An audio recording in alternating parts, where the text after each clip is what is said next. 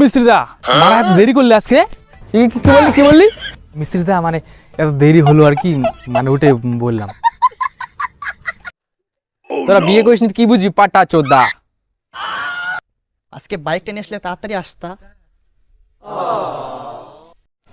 আমি কি পাগল ছিল বাইক নিয়ে আসছি ঠান্ডার সময়? হয়ে যায় পাগল নাকি?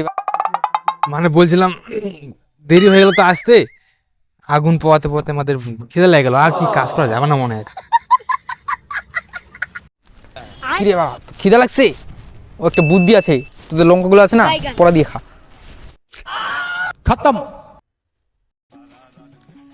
আমি তো বুঝতে পারছি সারা রাত শুয়ে থেকে সকালেও শুয়ে আছি, এত বেলা করে দিন কাজ নেই, গায়ের পাখা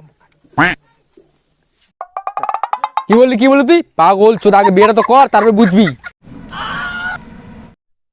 এবার দেখ তো আজকের মধ্যে লিংটনটা কমপ্লিট হয়ে যায়। ওই তো কি বললো রে দাদা? হেনমিস্ত্রি বলে তোকে এরকম হয়তো বুঝাচ্ছে না।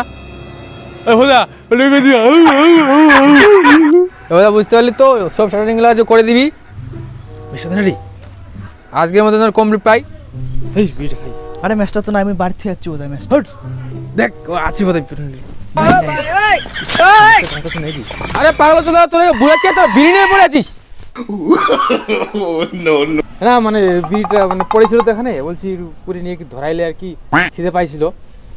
ওই ভজা নে বলছি হেনমিস্ত্রি কি বলছি, শুন ভজা তাহলে শাড়ি না করে দিই, আমি অন্য সাইড থেকে ঘুরে আসি।